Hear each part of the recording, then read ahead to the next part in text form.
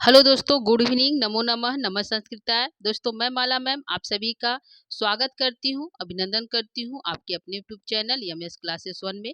तो दोस्तों, हमारी टॉपिक जो है आज की प्रश्नोत्तरी हमारा है किराता अर्जुन एमपी, जो महाकवि भारवी की रचना है, जो एक महाकाव्य है। क्या है दोस्तों? महाकाव्य है, जो बृहत्त्रयी के अंतर्गत आता है, जिसमें 18 सर्ग हैं। ठीक है।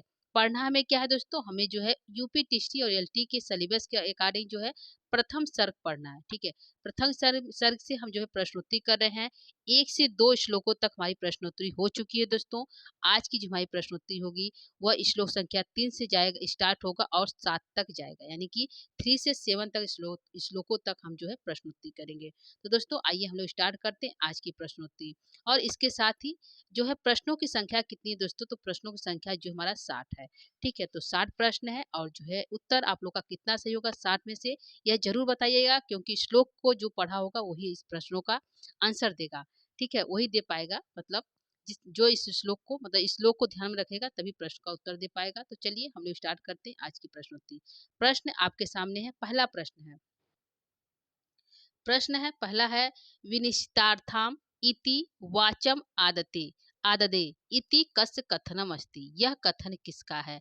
तो ऑप्शन 4 है, वनिचर का है क्या, युधिष्ठिर का है क्या, दुर्योधन का है क्या, या फिर कृष्ण का है। तो आंसर हमारा जाएगा, यह आंसर हमारा जाएगा पहले प्रश्न का पहला आंसर, यानी कि वनेचर का कथन है। वनेचर युधिष्ठिर से कहता है, रहस्य अनुज्ञाम अधिज्ञम भूभृत, राजा से एकांत में आज्ञा प्राप्त करके आददे मतलब बोलता है। वाचम मतलब वाणी को बोलता है। वाणी कैसी है? जो है वाचम की जो है विशेषता है। जो है वाचम कैसी, वाणी कैसी है? तो विनिश्चितार्थ अर्थम इति, जो जिसके निश्चित अर्थ वाली वाणी को जो है वनेचर बोलता है। इसका अर्थ है निश्चित, विनिश्चितार्थ जिसका अर्थ निश्चित हो, ऐसी वाणी को जो है वनेचर बोलता है। कथन किसका है? वनेचर का है। जो है वाचम का जो है विशेषण है। ठीक है, विशेषता है वाचम का। तो आंसर जाएगा पहले प्रश्न का पहला आंसर है दोस्तों। आइए हम लोग दूसरे प्रश्न की तरफ चलते हैं। दूसरा प्रश्न आपके सामने है। प्रश्न है विधाताय विघाताय पद में धातु है। तो यहाँ पे है विघाताय पद में धातु है, तो कौन सा धातु? विद धातु है, विधा धातु है, हन धातु या भी धातु है। तो विघाताय पद में किस धातु का प्रयोग किया गया है दोस्तों? तो आंसर हमारा जाएगा इस पद में जो है, आंसर हमारा दूसरे प्रश्न का तीसरा सही है। क्या सही है? विघाताय में हन धातु का प्रयोग किया गया है। ध्यान रखिएगा, जो है हन धातु का प्रयोग है विघाताय में। तो दूसरे प्रश्न का तीसरा आंसर सही हो गया दोस्तों। आइए हम लोग चौथे प्रश्न की तरफ चलते हैं। तीसरा प्रश्न है आददे पद में लकार पूछा है। आददे पद में कौन सा लकार है? तो ऑप्शन की तरफ चलते हैं। ऑप्शन 4 है, लिट लकार है क्या, लोट लकार है क्या, विधिलिंग लकार है क्या, या फिर लट लकार है। तो किस लकार का प्रयोग किया गया हमारा आददे पद में?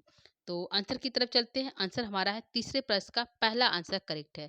ठीक है, लिट लकार का प्रयोग किया गया आददे पद में। तो ध्यान रखिएगा, आददे जो है वाचम आदते जो है वाणी को बोलता है। ठीक है, कौन? वनेचर। तो लिट लगा का प्रयोग किया गया आदते पद में। तो तीसरे प्रश्न का पहला सही है। आइए चौथे प्रश्न की तरफ चलते। चौथा प्रश्न है आपके सामने। चौथा प्रश्न है जो वाचम पद का विशेषण है। वाचम पद का जो हमारी लाइन है, विनिश्चितार्थाम इति वाचम आदते। तो वाचम जो है वाणी को, वाचम मतलब वाणी को, तो वाणी की विशेषताएं कौन कौन सी है दोस्तों? यह हमारा है, ऑप्शन है षष्ठ औदार्यम है क्या, विशेष शालिनीम है क्या, विनिश्चितार्थम है क्या, या उपयुक्त सभी है। क्या यहाँ पे सही है? वाचम की विशेषता पूछा है। ठीक है, तो वाचम की विशेषता यहाँ पे कौन सही है दोस्तों? तो जो है षष्ठ औदार्यम वाचम वाणी, और जो है विशेष शालिनम वाचम, और जो है विनिश्चितार्थम वाचम, यानी यह तीनों जो है वाचम की विशेषता है। वाणी की विशेषताएं तीनों है। वह वनेचर वाणी कैसा बोलता है? तो षष्ठ औदार्यम वाणी को बोलता है, विशेष शालिनी विशेष शालीनता के साथ वाणी को बोलता है, और जो विनिश्चितार्थाम इति वाणी को बोलता है। तो यहाँ पे हमारा आंसर हो जाएगा उपयुक्त सभी सही है। क्या है? उपयुक्त सभी सही है, या वाचम पद का जो है विशेषण है। ठीक है, तो चौथे का डी हमारा करेक्ट है दोस्तों। आगे हम लेंगे प्रश्न संख्या 5। प्रश्न है रहसी शब्द का क्या अर्थ है? तो रहसी है, रहसी अनुज्ञाम अधिगम भूभृत। एकांत में जो है राजा को एकांत में ले जाकर आज्ञा को प्राप्त करता है। तो रहसी पद का क्या अर्थ है दोस्तों? एकांत में है क्या, मेला में है क्या, घर में है क्या, या भीड़ में है? तो रहसी जो शब्द है उसका अर्थ माना जाएगा, आंसर जाएगा हमारा जो है पांचवें प्रश्न का ए आंसर जाएगा। क्या है? पांचवें प्रश्न का पहला आंसर करेक्ट है दोस्तों। पांचवा का सही कर लीजिए एकांत में। तो वनेचर जो भूभृता राजा को रहसी एकांत में अनुज्ञाम अधिगम आज्ञा एकांत में ले जाकर आज्ञा को प्राप्त करके वाणी को बोलता है। तो यहाँ पे यदि हम किसी से बात करते हैं दोस्तों, सबसे पहले क्या करना चाहिए? सबसे पहले आज्ञा लेनी चाहिए कि हम बोले कि नहीं बोले। तो जो वनेचर जो है राजा से भूभृता मतलब राजा से, राजा कौन दोस्तों? भूभृता से जो युधिष्ठिर का बोध हुआ, युधिष्ठिर से आज्ञा को प्राप्त करके एकांत में, रहसी मतलब एकांत में ले जाकर वाणी को बोलता है। तो आंसर पांचवें प्रश्न का पहला आंसर सही है। आगे हम छठ जो है प्रश्न संख्या 6 को लेंगे। वाचम शब्द में विभक्ति है, तो वाचम शब्द में कौन सी विभक्ति का प्रयोग किया गया है? वाचम आदते। तो वाचम शब्द में द्वितीया का एक वचन है क्या, तृतीया का बहुवचन है क्या, द्वितीया का बहुवचन है क्या, या चतुर्थी का एक वचन है? वाचम पद में कौन सा विभक्ति है? तो आंसर को लेंगे यहाँ पे 6 नंबर प्रश्न का आंसर हमारा जाएगा द्वितीया का एक वचन है। क्या है? द्वितीया का एक वचन है हमारे वाचम में। तो 6 नंबर प्रश्न का पहला आंसर सही है। आगे हम चलेंगे दोस्तों प्रश्न संख्या 7 की तरफ। प्रश्न संख्या 7 को देखेंगे। यहाँ पे है विधातु में प्रत्यय पूछा है। तो विधातु पद है और इसमें प्रत्यय कौन सा है दोस्तों? तुमुन प्रत्यय है क्या, अनियर है क्या, क्यत्वतु है क्या, या क्यत प्रत्यय? किस प्रत्यय का प्रयोग किया गया हमारा विधातु पद में? तो यहाँ पे आंसर क्या हो जाएगा जो दोस्तों? विधातु में हमारा पूछा है कि प्रत्यय कौन सा है। ठीक है, तो यहाँ पे क्या है 7 नंबर प्रश्न का आंसर देखेंगे। तो विधातु शब्द में हमारा आंसर जाएगा यहाँ पे प्रश्न संख्या 7 का आंसर है दोस्तों विधातु में प्रत्यय पूछा है, कौन सा प्रत्यय है? तो आंसर हमारा जाएगा पहले की तरफ तुमुन प्रत्यय का प्रयोग किया गया विधातु शब्द में। तो आंसर हमारा 7वें नंबर प्रश्न का ए सही है। हम 8वें नंबर प्रश्न की तरफ चलते हैं। प्रश्न संख्या 8 है सौष्ठ सौष्ठ औदार्य विशेष शालीनम पद में कौन सी विभक्ति है? तो सौष्ठम औदार्य विशेष शालीनम एक पूरा एक पद है। तो इसमें पूछा कौन सी विभक्ति का प्रयोग किया गया है? तो द्वितीया का एक वचन है क्या, तृतीया का बहुवचन है क्या, द्वितीया का बहुवचन है क्या, या चतुर्थी का एक वचन है? तो ये 8 नंबर प्रश्न का आंसर आ जाएगा दोस्तों सौष्ठम औदार्य विशेष शालीनम में द्वितीया का एक वचन है। कौन सा? द्वितीया का एक वचन का प्रयोग किया गया है। तो 8 नंबर प्रश्न का ए आंसर करेक्ट है। अगला प्रश्न लेंगे। प्रश्न संख्या 9 है। प्रश्न संख्या 9 कहता वंचनीय पद में प्रत्यय है। तो वंचनीय जो पद है उसमें कौन सा प्रत्यय का प्रयोग किया गया है दोस्तों? ऑप्शन 4 है। यहाँ पे तुमुन प्रत्यय है क्या, अनियर प्रत्यय का प्रयोग है क्या, क्यत्वतु प्रत्यय या क्यत प्रत्यय है? तो यहाँ पे आंसर हो जाएगा दोस्तों वंचनीय पद में प्रत्यय पूछा है। तो वंचनीय पद में जो प्रत्यय है उसका अर्थ हो जाएगा तुमुन प्रत्यय, अरे सॉरी दोस्तों, यहाँ पे अनियर प्रत्यय का प्रयोग किया गया है। ठीक है, वंचनीय में अनियर प्रत्यय का प्रयोग किया गया है। प्रश्न संख्या 9 का बी सही है। और वंचनीय पद का जो है अर्थ यदि पूछे क्या होगा तो जो है ठगना नहीं, न ठगना। क्या है? न वंचनीय यानी कि ठगना नहीं। यहाँ इसका अर्थ होगा ठगना,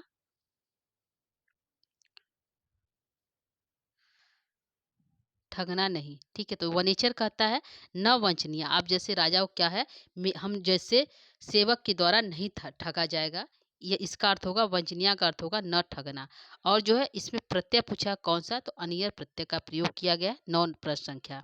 तो 9 का बी आंसर करेक्ट है दोस्तों। अगला प्रश्न लेंगे। प्रश्न संख्या 10 है अतो जो है अहति क्षंतुम असाधु साधु व पंक्ति में कौन सा जो है कौन किससे क्षमा याचना कर रहा है?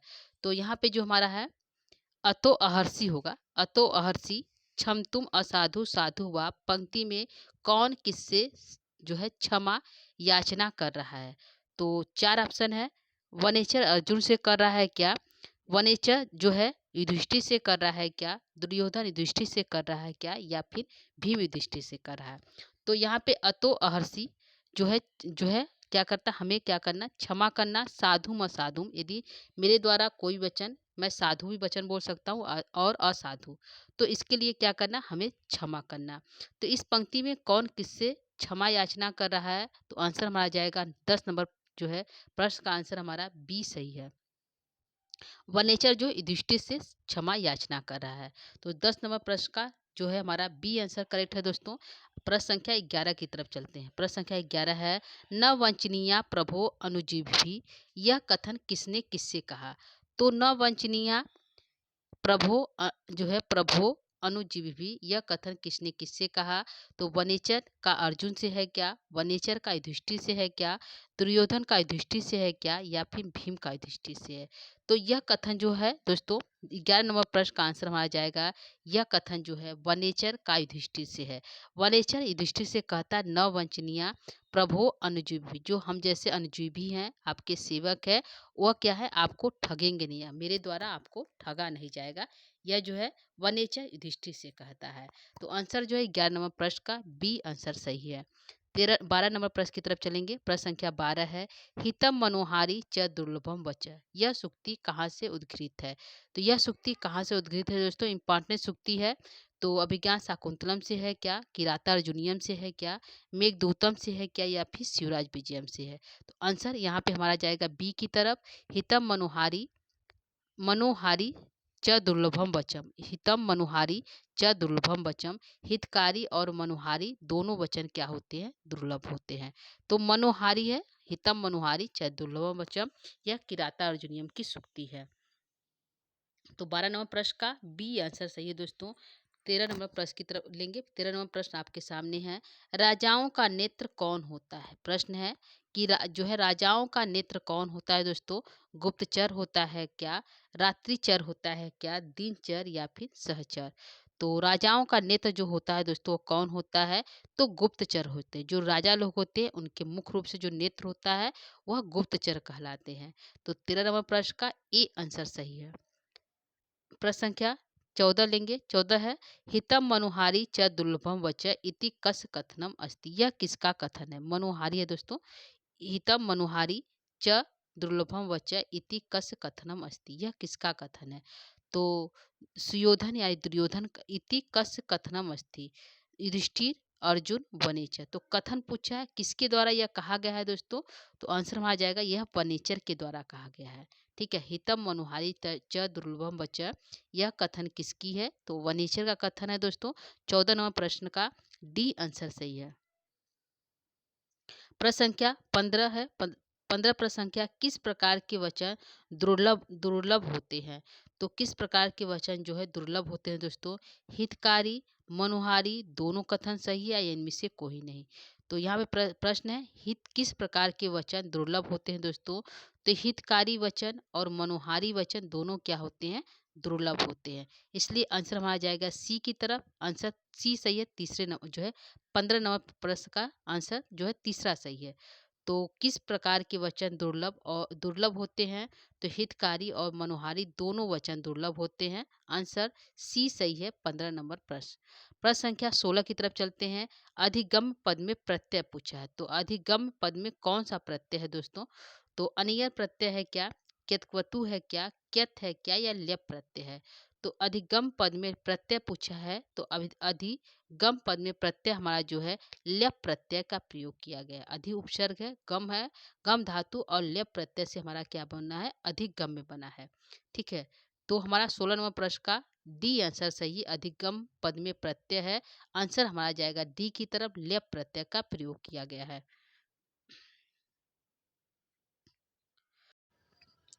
प्रश्न संख्या 17 है।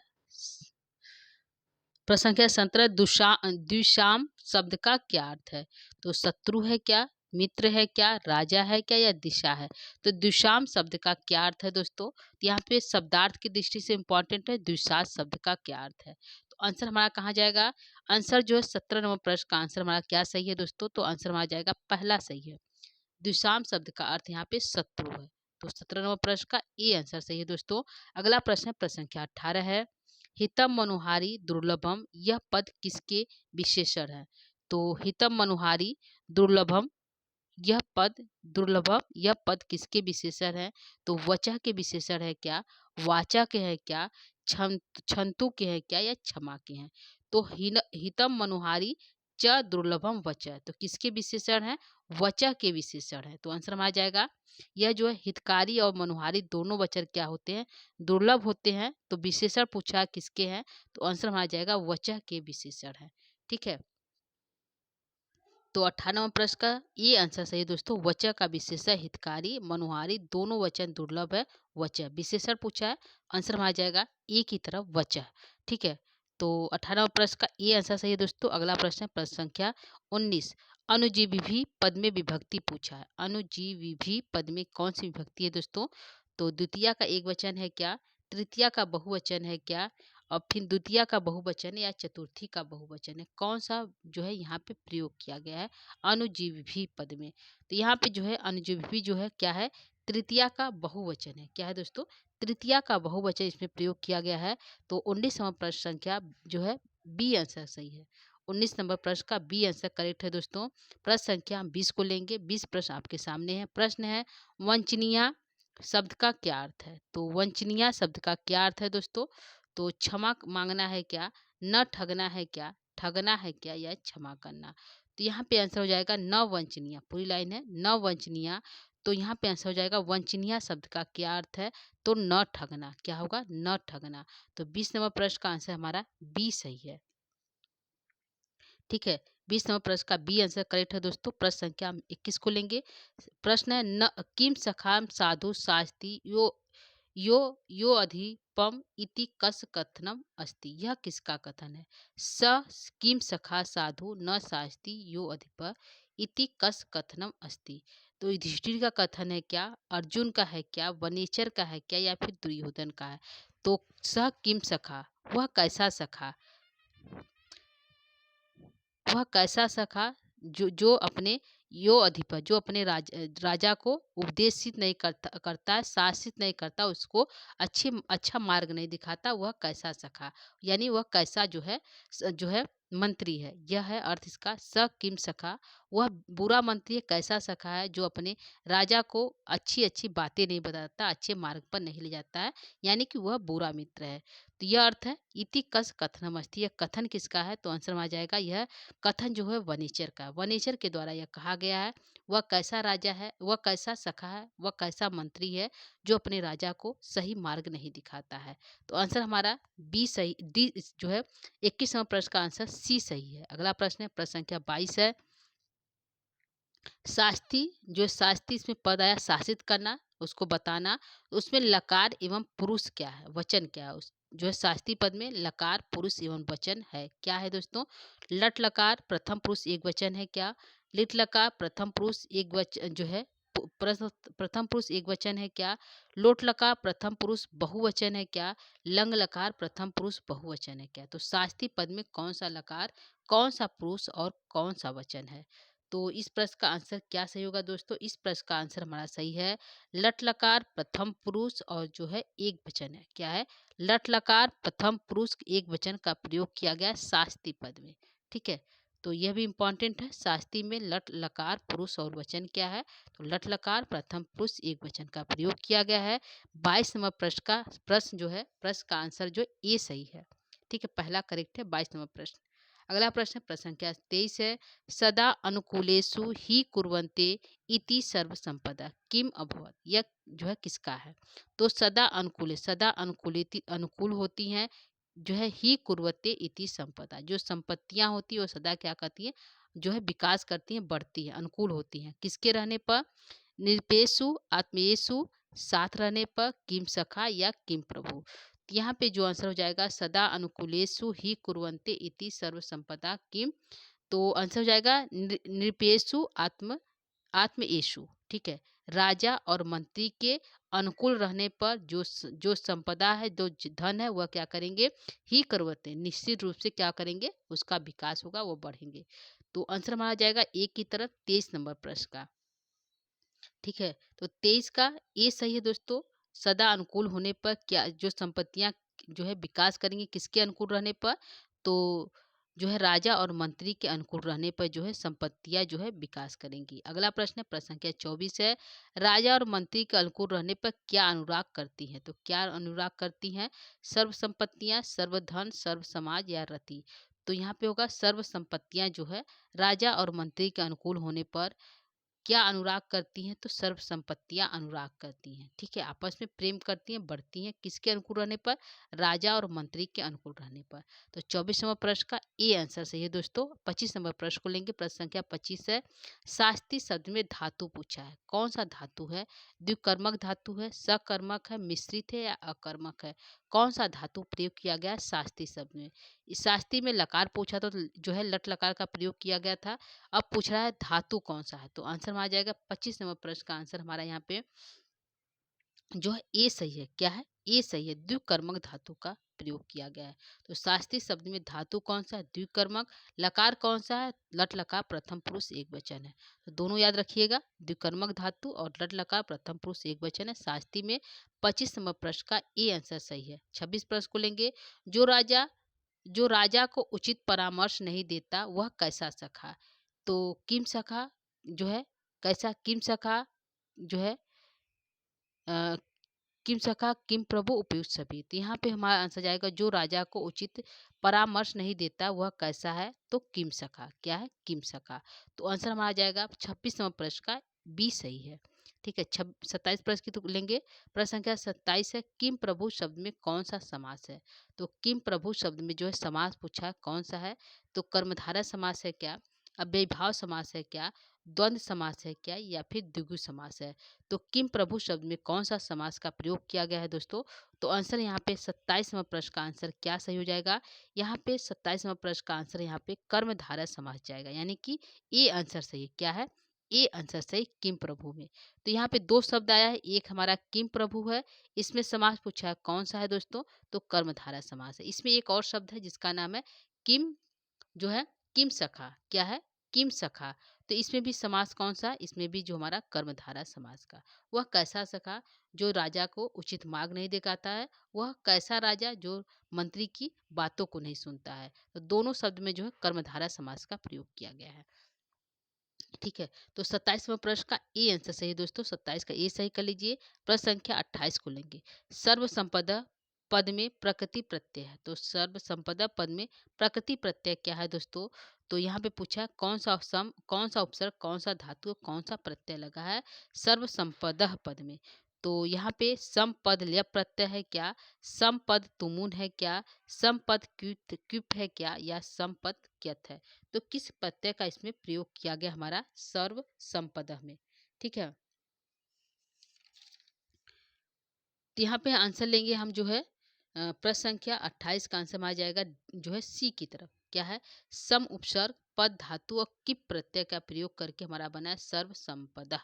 ठीक है, तो सम उपसर्ग संपदा में पूछा है, उपसर्ग प्रकृति प्रत्यय सम पद और किप प्रत्यय से बना है सम संपदा। आंसर हमारा 28वां प्रश्न का सी आंसर सही है।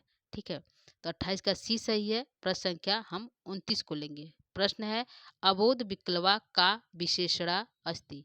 अबोध विक्लवा का विशेषण क्या है? तो भूपतिना नाम है क्या? जंतव है क्या? दुर्बोधम है क्या? या चरितम है? तो क्या है दोस्तों हमारा अबोध विक्लवा का विशेषण? ठीक है, तो आंसर में आ जाएगा अबोध विक्लवा का विशेषण। तो अबोध विक्लवा जंतव। क्या है? जंतव। तो आंसर में आ जाएगा बी जो है बी की तरफ। 29वां प्रश्न जो है वनीचर कहता है कि कहाँ अबोध विकलवा, कहाँ हम जैसे जंतु और कहाँ जो है आप जैसे राजा, जो है दुर्योधन इत्यादि राजा का क्या है दुर्बोध निसर्ग दुर्बोध को भूपति नाम। कहाँ जो है जिसको जो है निर्बोध निसर्ग दुर्बोध जिसको जानना बहुत कठिन है ऐसे राजाओं का चरित्र। और कहाँ क्वजंतव और कहाँ हम जैसे अबोध विकलवा जो है अज्ञानी अबोध जो है उसका जो है हम उसका चरित्र। तो ऐसे राजाओं के बारे में जानकर जो है वनेचर कुशल लौट आया किसकी कृपा से? तवा अनुभाव आपकी कृपा से। तो वनेचर का कथन है यह जो है जंतव अबोध विकलवा का विशेषण अस्ति, उसकी विशेषण क्या है? तो विशेषण जंतव है। क्या है? अबोध विकलवा का जंतव। तो आंसर 29 का बी है आंसर सही है दोस्तों। अगला प्रश्न लेंगे प्रश्न संख्या 30। प्रश्न संख्या 30 है, तवा अनुभावो अयम वेदी यन्मया। इस पंक्ति में जो तवा अनुभावो पद से किसका बोध हो रहा है? ठीक है, प्रश्न है तवा अनुभावो अयम वेदी यन्मया, इस पंक्ति में जो तवा अनुभावो पद आया है, इससे किसका बोध हो रहा है? तो दुर्योधन का बोध हो रहा है क्या, युधिष्ठिर का हो रहा है क्या, अर्जुन का हो रहा है क्या, या फिर वनेचर का?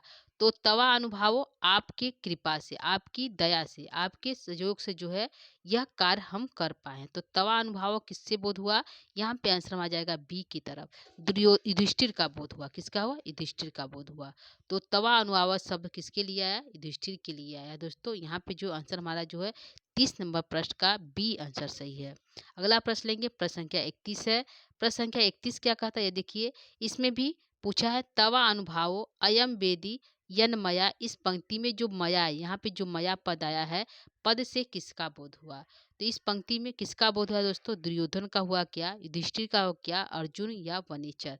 तो आंसर 31 नंबर प्रश्न का आंसर हमारा जाएगा दोस्तों, इसमें जो है तवा अनुभावो जो मया शब्द आया, इससे जो है वनेचर का बोध हुआ। तो आंसर डी सही है हमारा 31 नंबर प्रश्न का।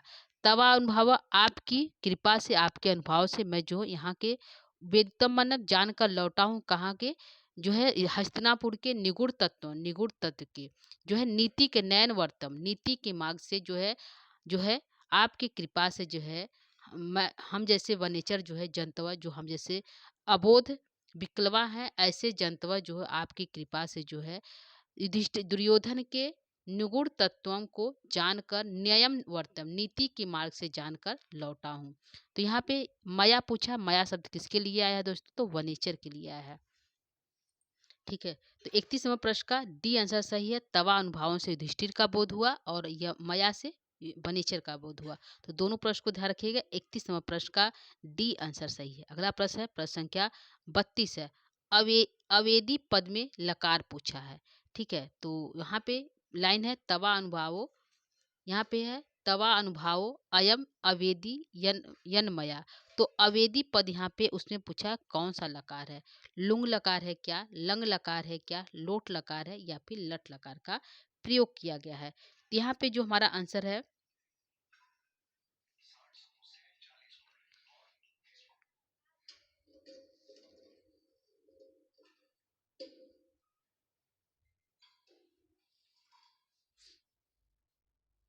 यहाँ पे जो हमारा आंसर जाएगा दोस्तों 32 नंबर प्रश्न का, अवेदी पद में लकार पूछा, तो आंसर हमारा पहला सही है, लुंग लकार का प्रयोग किया गया। अवेदी पद में कौन सा लकार है दोस्तों? लुंग लकार का प्रयोग किया गया है। तो 32 नंबर प्रश्न का ए आंसर सही है। अगला प्रश्न है, प्रश्न संख्या 33 है। भूपति नाम चरितम कीदृश, भूपति नाम का चरित्र किसके समान है? तो आंसर जाएगा निसर्ग दुर्बोधम है क्या, अबोध विक्लवा है क्या, निगुड़ तत्वम है क्या, या जंतव है? तो भूपति नाम जो राजा लोग है उसका चरित्र कैसा है? की दृश्यम किसके समान है दोस्तों? तो निसर्ग दुर्बोधम है। किसका है? निसर्ग दुर्बोधम भूपति नाम चरितम। कहाँ? कठिनाई से जिसके चरित्र को जाना जा सके वह राजा। तो आंसर में आ जाएगा निसर्ग दुर्बोधम।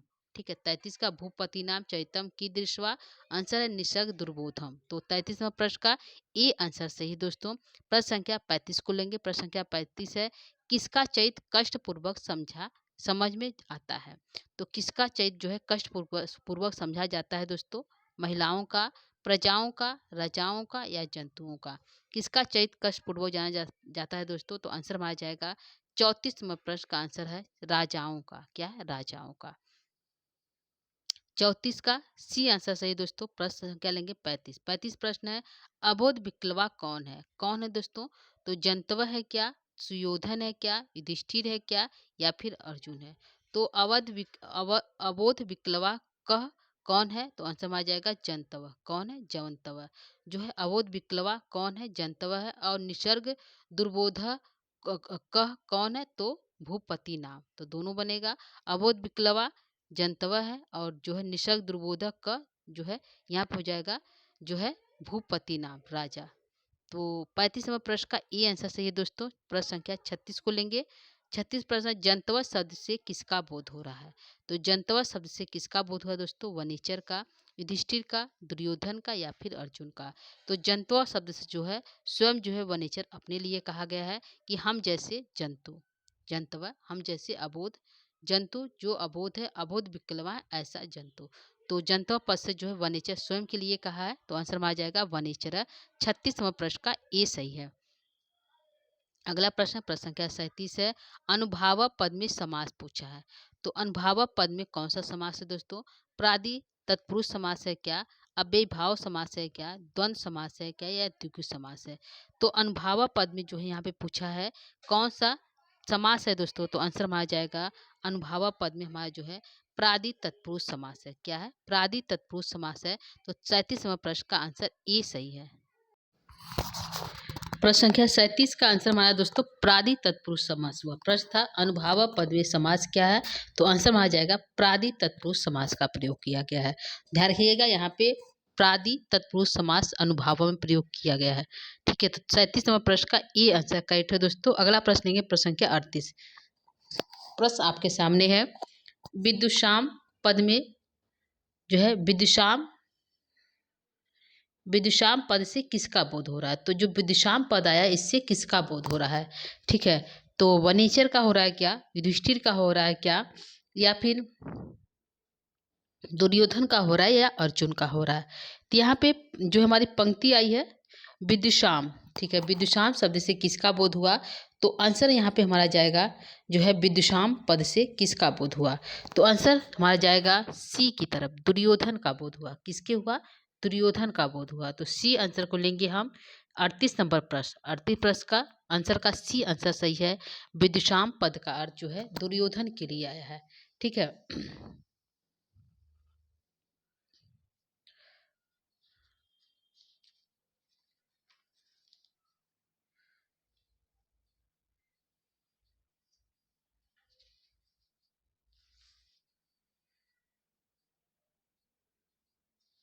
ठीक है, तो यहाँ पे लाइन हमारी थी दोस्तों कि निगूढ़ तत्वम नैवर्तम विदुषाम, निगूढ़ छुपे हुए रस को जो है दुर्योधन के छुपे हुए रस को नीति के मार्ग से जानकर वनेचर लौट आया है। तो इस लाइन में जो विदुषाम पद आया था इससे दुर्योधन का, विदुषाम मतलब दुर्योधन के निगूढ़ तत्व, निगूढ़ तत्व छुपे हुए रस को नैवर्तम, वर्तम मतलब नीति के मार्ग से जो है जानकर लौटा है। तो आंसर में आ जाएगा 38वां प्रश्न का जो है विदुषाम पद से अर्जुन दुर्योधन का बोध हुआ। आंसर 38वां प्रश्न का सी सही है।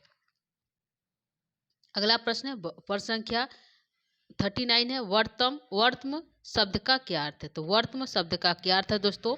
मार्ग है क्या, राही है क्या, सड़क है, या सखा है?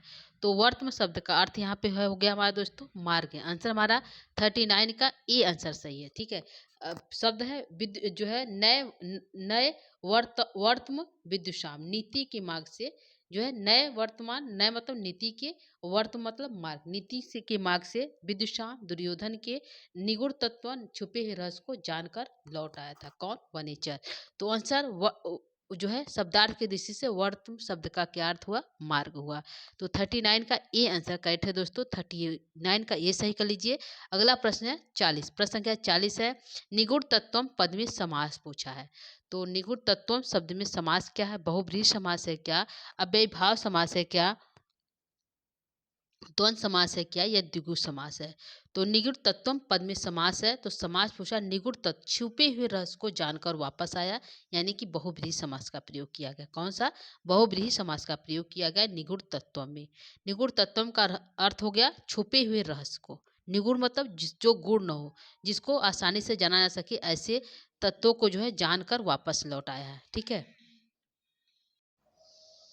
ठीक है, तो यहाँ पे 40 का हमारा बहुब्रीहि समास हुआ दोस्तों। आंसर जाएगा ए की तरफ। 40वां प्रश्न का क्या सही है दोस्तों? ए सही है।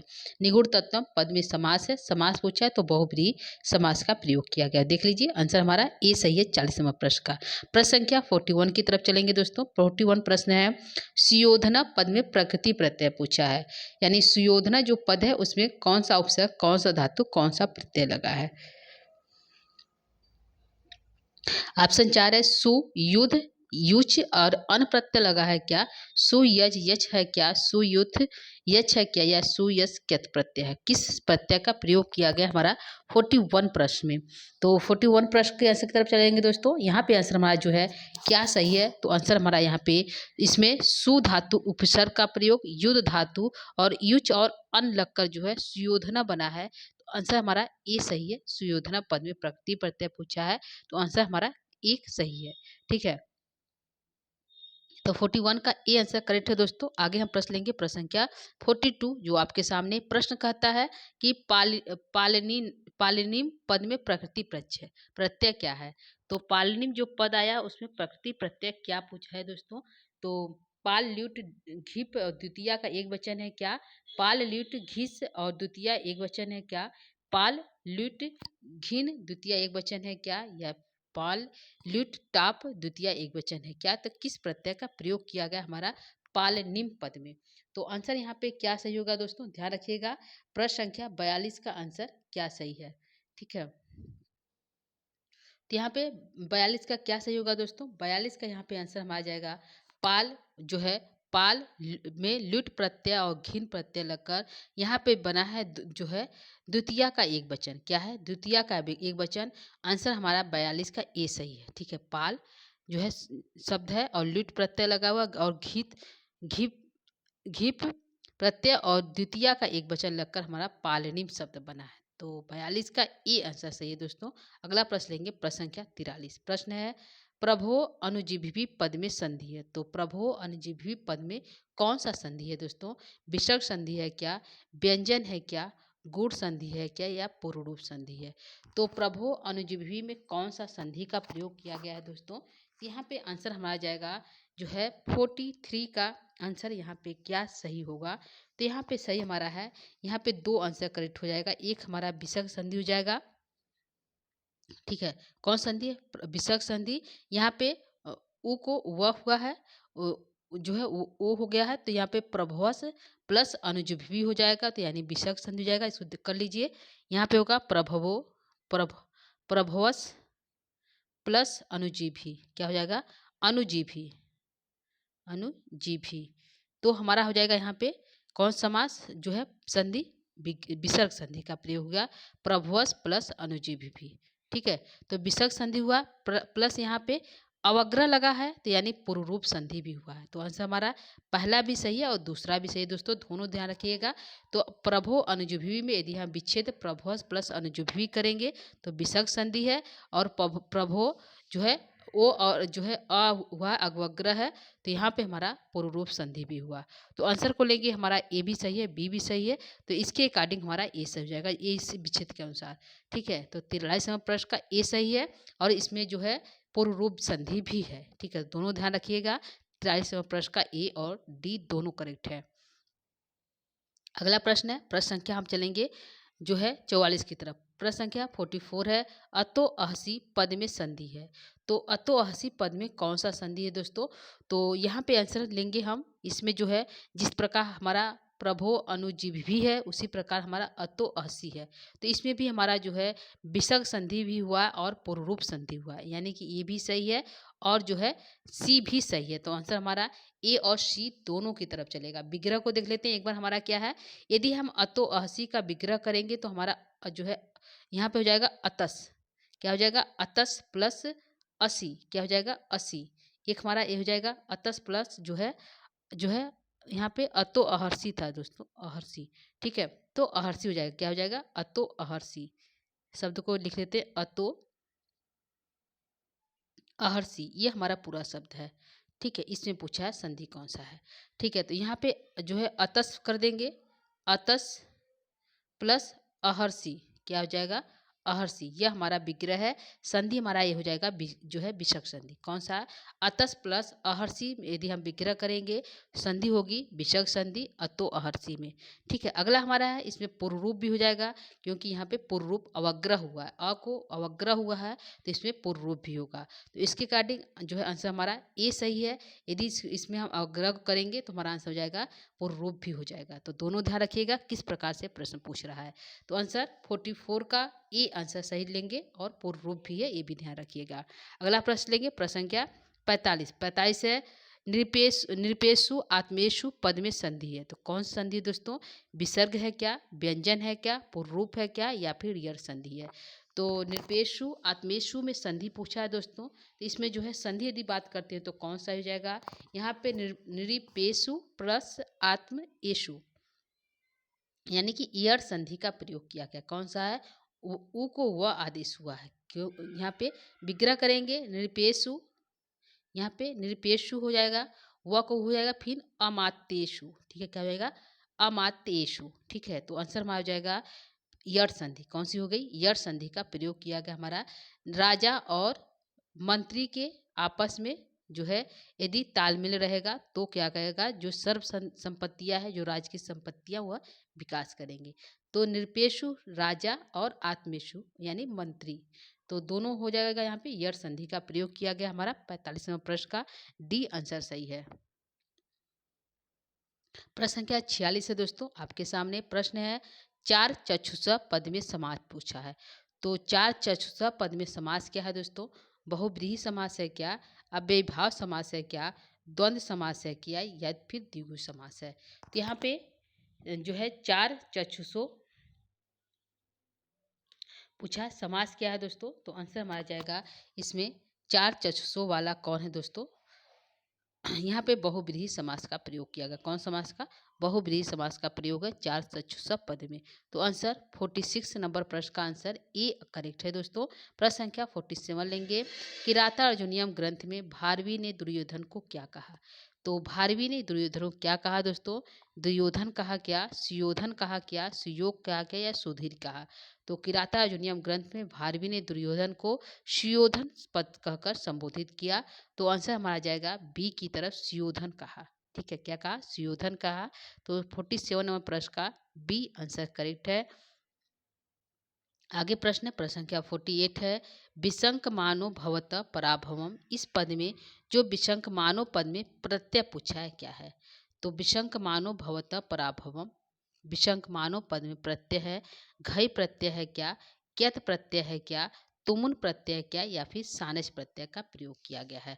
तो यहाँ पे विशंक मानो पद में पूछा प्रत्यय है, तो आंसर हम लेंगे, आंसर जाएगा हमारा डी की तरफ। कहाँ जाएगा? आंसर हमारा डी की तरफ जाएगा, यानी सानस प्रत्यय का प्रयोग किया गया है। यदि इसका हम विग्रह करना चाहें विशंक मानों को, तो इसमें बी उपसर्ग लगा हुआ है, शक धातु और सानस प्रत्यय से बना है विशंक मानो। क्या बना है? विशंक मानो, बी उपसर्ग, शक धातु और सानस प्रत्यय। ठीक है, तो आंसर हमारा डी सही है 48 प्रश्न का। तो 48 का डी सही कर लीजिए। बी उपसर्ग लगा हुआ लिख देते हैं दोस्तों, बी उपसर्ग और जो है शक प्रत्यय, क्या है? शक, शक धातु और सानस प्रत्यय सानस प्रत्यय का प्रयोग बनकर बना है विशंक मानो। आंसर डी सही है 48 का। प्रश्न संख्या 49 लेंगे। प्रश्न संख्या 49 है विशंक मानो भवत पराभवत, इस पंक्ति में जो भवत पद से किसका बोध हुआ? तो विशंक मानो भवत पराभवम, पराभव मतलब पराक्रम, अभव, भवतम मतलब आप जैसे, आप जैसे राजा के पराभवन पराक्रम से विशंक मानो शंकित है। कौन? जो है दुर्योधन। तो भवता शब्द किसके लिए आया दोस्तों? तो वनेश्वर के लिए आया क्या, युधिष्ठिर के लिए है क्या, द्रौपदी के लिए या दुर्योधन के लिए? तो यहाँ पे आंसर हमारा जो जाएगा कि विशंक मानो भवता पद से आप विशंक मानो मतलब संकित है, किससे? भवता मतलब आप जैसे, पराभव मतलब राजा, तो भवता पद से युधिष्ठिर का बोध हुआ, किससे? आप जैसे मतलब वनेचर युधिष्ठिर से बात कर रहा है, किससे कर रहा है? युधिष्ठिर से बात कर रहा है दुर्योधन के बारे में। तो आप जैसे पराभव, आप जैसे राजा के पराक्रम से जो है कौन संकित है? विशंक मानो, वह संकित है। कौन? तस्य, वह दुर्योधन से। ठीक है, तो आंसर यहाँ पे युधिष्ठिर सही है। भवता पद का पूछा क्या अर्थ है, तो युधिष्ठिर है।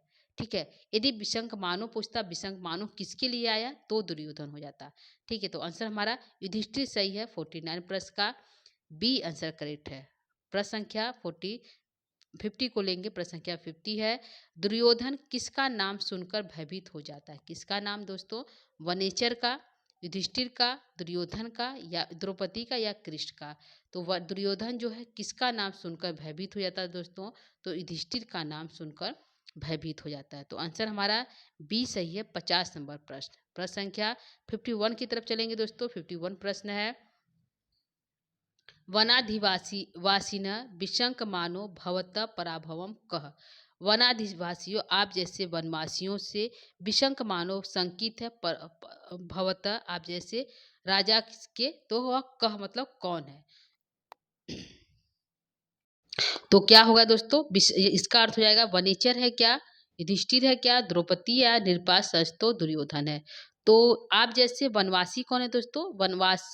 वनाधिवासी शब्द से युधिष्ठिर आदि पांडवों का बोध हुआ। तो आप जैसे वनवासियों से विशंक मानो शंकित है कौन? दुर्योधना। भवता मतलब आपके पराभव, आपके पराक्रम से, कह मतलब कौन। तो कौन विशंकित है दोस्तों? तो आंसर में आ जाएगा निरपास सनस्थो। जो शासक कर रहा है दुर्योधन, वह विशंकित है। तो इस पंक्ति के अनुसार आंसर में आ जाएगा नृपासनस्थो यानी दुर्योधन। कौन है? नृपासनस्थो कौन है दोस्तों? दुर्योधन। तो यहाँ पे जो नृपासनस्थो पद आया था वो दुर्योधन के लिए आया था। नृपासनस्थो मतलब स्थित होते हुए, गद्दी पर शासक करते हुए भी वह क्या है? विशंकमान है, शंकित है आप जैसे वनाधिवासियों से। तो आंसर डी सही है दोस्तों, 51 का। डी सही कर लीजिए 51 का। अगला प्रश्न लेंगे 52। 52 प्रश्न है, द्रोद छद्म जिताम क अभवत। दुरोध्म छद्म जुए में छल के द्वारा जीता गया, कह अभवत कौन है दोस्तों? जुए में छल के द्वारा पृथ्वी को कौन जीता था? कह अभवत किसका कौन है दोस्तों? वनेचर है क्या, युधिष्ठिर का है, द्रौपदी या दुर्योधन? तो जो है दुरोध छद्म जिताम कह अभवत। तो आंसर में आ जाएगा दोस्तों दुर्योधन। कौन है? दुर्योधन है। तो दुरोध छद्म जिताम कह, आंसर दुर्योधन सही है दोस्तों। 42 नंबर प्रश्न का डी सही है। प्रश्न संख्या 53 है, दुर्योधन ने पृथ्वी को युधिष्ठिर से कैसे जीता? दुर्योधन ने पृथ्वी को युधिष्ठिर से कैसे जीता? जुए या छल से जीता, युद्ध के द्वारा जीता, दान के द्वारा जीता या मांग कर जीता? तो कैसे जीता था दोस्तों दुर्योधन ने पृथ्वी को युधिष्ठिर से? आंसर जो है जाएगा जुए यानी छल के द्वारा जीता था, यानी कि आंसर 53 का ए आंसर करेक्ट है। अगला प्रश्न लेंगे, प्रश्न संख्या 54 है। प्रश्न संख्या 54 है, दुरोध्म छद्म जिताम संहिते। इस पंक्ति में छद्म पद से क्या तात्पर्य है? छद्म पद का क्या अर्थ है दोस्तों? छल है क्या, जुआ है क्या, दान है क्या या फिर नीति है? तो इस जो पंक्ति आया है दोस्तों, दुरोध्म छद्म जिताम समिते। समिते मतलब अच्छी तरह से, जिताम मतलब जीत लिया था, दुरोध्म छद्म जुए में छल के द्वारा पृथ्वी को अच्छी तरह से जीत लिया था। कौन? जो है दुर्योधन। अब उसको जो है नयन नेतुम नीति के मार्ग से उसको जीतना चाहता है। कौन? दुर्योधन। तो यहाँ पे जो है पूछा है छद्म पद से क्या अर्थ हुआ? तो छद्म पद का अर्थ यहाँ पे दो है छल हुआ। क्या हुआ? छल हुआ। आंसर जाएगा हमारा 54 का ए आंसर सही है। पूछेगा शब्दार्थ की दृष्टि से छद्म पद का क्या अर्थ है? तो छल अर्थ है। ठीक है, तो 54 का ए आंसर सही है दोस्तों। अगला प्रश्न लेंगे 55। प्रश्न है, वनाधिवासी पद में विभक्ति है। तो वनाधिवासीनः पद में विभक्ति क्या है दोस्तों? षष्ठी का एक वचन है क्या, सप्तमी का एक वचन है क्या, चतुर्थी का एक वचन है क्या या सप्तमी का बहुवचन है? तो यहाँ पे क्या अर्थ होगा दोस्तों? वनाधिवासीनः पद में विभक्ति पूछा है। तो यहाँ पे क्या सही है दोस्तों? यहाँ पे हमारा आंसर जाएगा वनाधिवासीना पद में सप्तमी का एक वचन है। क्या है? सप्तमी का एक वचन है दोस्तों। तो आंसर हमारा बी की तरफ जाएगा। 55 का बी आंसर सही है। क्या है? 55 का बी आंसर, वनाधिवासीना पद में सप्तमी का एक वचन है। ठीक है,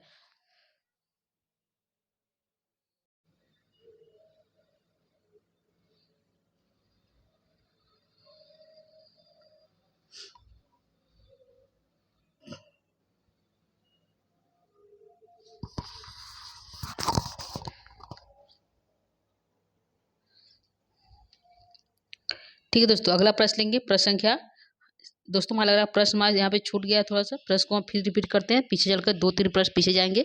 इसको देख लीजिए, हमारा छूट गया शायद, तो फिर से देखते हैं। यहाँ पे हमारा है कि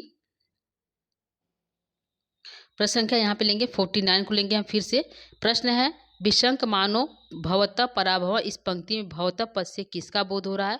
वनेचर का क्या, युधिष्ठिर का क्या, दुर्योधन का, द्रौपदी का या दुर्योधन का? तो यहाँ पे आंसर आ जाएगा भवतः पद से युधिष्ठिर का बोध हुआ। तो 49 का ए आंसर, बी आंसर सही है दोस्तों। ध्यान रखिएगा, यहाँ पे प्रश्न हमारा साथ छूट गया है, तो फिर से हम इसको रिपीट कर रहे हैं, ध्यान रखिएगा। 49 का बी आंसर करेक्ट है दोस्तों। अगला प्रश्न है प्रश्न संख्या 50 प्रश्न है, दुर्योधन किसका नाम सुनकर भयभीत हो जाता है? तो किसका? वनेचर का क्या, युधिष्ठिर का, द्रौपदी का या कृष्ण का? तो दुर्योधन जो है किसका नाम सुनकर भयभीत हो जाता है दोस्तों? तो आंसर में आ जाएगा युधिष्ठिर इत्यादि पांडवों का नाम सुनकर भयभीत हो जाता है। तो आंसर बी सही है। 50 नंबर प्रश्न। प्रश्न संख्या 51 लेंगे। प्रश्न संख्या 51 है, वनाधिवासिन विशंकमानो भवतः पराभव कह। वना वनाधिवासिन आप जैसे वन में निवास करने वाले से, भवतः मतलब आप जैसे लोग से, पराभव मतलब पराक्रमण से, विशंक मानित है, कह मतलब कौन? तो वनिचर है क्या, युधिष्ठिर है क्या, द्रौपदी है क्या, या नृपाशंस्थो दुर्योधन है? तो आंसर 51 का डी आंसर सही है दोस्तों। क्या है? डी सही है। जो है 51 का जो है यहाँ पे भवतः जो है पराभवन कौन है? नृपान सनस्थो दुर्योधन। तो आंसर 51 का डी सही है दोस्तों। अगला प्रश्न है प्रश्न संख्या 52। दुरोध में छद्म जीताम क। दुरोध जुए में जीती हुई पृथ्वी कौन जीता हुआ? कह कौन है दोस्तों? वनिचर है क्या, युधिष्ठिर है क्या, द्रौपदी है या दुर्योधन है? तो दुरोध में छद्म जीताम कह कौन है दोस्तों? तो आंसर में आ जाएगा दुर्योधन। कौन है? छल द्वारा पृथ्वी को कौन जीता है दोस्तों? तो दुर्योधन। आंसर डी सही है 52 का। अगला प्रश्न है प्रश्न संख्या 53। प्रश्न संख्या 53 कहता है, दुर्योधन से पृथ्वी को युधिष्ठिर जो है दुर्योधन ने पृथ्वी को युधिष्ठिर से कैसे जीता? कैसे जीता दोस्तों? छल द्वारा, युद्ध द्वारा, दान द्वारा या मांग द्वारा? तो आंसर जो है दुर्योधन ने युधिष्ठिर से पृथ्वी को जो है छल यानी जुए में छल द्वारा जीता। तो आंसर 53 का ए आंसर करेक्ट है दोस्तों। ए सही कर लीजिए 53 का। 54 की तरफ चलते हैं। 54 प्रश्न है, दुरोध में छद्म जिताम समिहिते इस पंक्ति में छद्म पद से क्या तात्पर्य है? तो छद्म पद से क्या तात्पर्य है दोस्तों? छल है क्या, जुआ है क्या, दान है क्या या फिर नीति है? तो दुरोध में छद्म पद से जो छद्म पद आया है उससे जो है आंसर उसका जाएगा छल है। उसका अर्थ क्या है? छल है। तो छद्म पद का अर्थ जो है छल है। तो 54 का ए आंसर करेक्ट है। अगला प्रश्न है 55 है, वनाधिवासिना पद में विभक्ति है। तो क्या कौन सा विभक्ति दोस्तों? वनाधिवासिना में षष्ठी का एक वचन है क्या, सप्तमी का एक वचन है क्या, चतुर्थी का बहुवचन है क्या, या सप्तमी का बहुवचन है? तो वनाधिवासिना पद में विभक्ति पूछा है तो आंसर में आ जाएगा सप्तमी का एक वचन है। क्या है? वनाधिवासिना पद में वन में निवास करने वाले। तो वन में निवास करने वाले सप्तमी का एक वचन है। में पर आ रहा है दोस्तों। वन में निवास करने वाले कौन है? पांडव इत्यादि हैं। तो आंसर हमारा बी सही है 55 नंबर प्रश्न का। प्रश्न संख्या 56 की तरफ चलते हैं। प्रश्न संख्या 56 है दोस्तों, सुयोधना पद में समास पूछा है। कौन सा समास है दोस्तों? उपपद तत्पुरुष समास है क्या, अलुक तत्पुरुष समास है क्या, प्रादि तत्पुरुष समास है क्या, या तत्पुरुष समास है? तो सुयोधना पद में तत्पुरुष कौन सा समास है दोस्तों? यहाँ पे प्रश्न है। तो सुयोधना पद में जो है यहाँ पे समास है उपपद तत्पुरुष समास। आंसर ए सही है 56 नंबर प्रश्न का। क्या है? उपपद सुयोधना में उपपद तत्पुरुष समास का प्रयोग किया गया। 56 का ए आंसर करेक्ट है। 57 प्रश्न है। 57 प्रश्न है, नयन जेतुम जगती का। नीति से जीती गई पृथ्वी, नयन में तो नीति के मार्ग से जो है कौन पृथ्वी को जीतना चाहता है? कहा मतलब कौन? तो वनेचर, युधिष्ठिर, द्रौपदी या दुर्योधन? तो नयन मतलब नीति के मार्ग से, जेतु मतलब जीतना, जगती मतलब पृथ्वी को जीतना चाहता है। कह मतलब कौन? तो दुर्योधन। कौन? दुर्योधन। दुर्योधन जो है अब जो है द्रोध में छद्म था, जुए के माध्यम से, छल के माध्यम से पृथ्वी को जो जीता हुआ था। अब वह चाहता है कि वह नयन जेतुम जगती, वह नीति के मार्ग से पृथ्वी को जीत ले। आंसर हम आ जाएगा डी की तरफ। 57 का डी आंसर सही है। कह कौन है? तो दुर्योधन है। अगला प्रश्न है प्लस संख्या 58 है, छल पूर्वक जीती गई पृथ्वी को अब दुर्योधन कैसे जीतना चाहता है? तो जुए से, छल से, नयन से, प्रीति से। तो छल पूर्वक जीती हुई पृथ्वी को अब दुर्योधन जो है नयन मतलब नीति के मार्ग से जीतना चाहता है। तो आंसर 58 का सी आंसर करेक्ट है दोस्तों। प्रश्न संख्या 59 लेंगे। 59 प्रश्न है, समिहिते पद में लकार एवं पुरुष पूछा है। समिहिते पद में कौन सा लकार कौन सा पुरुष है?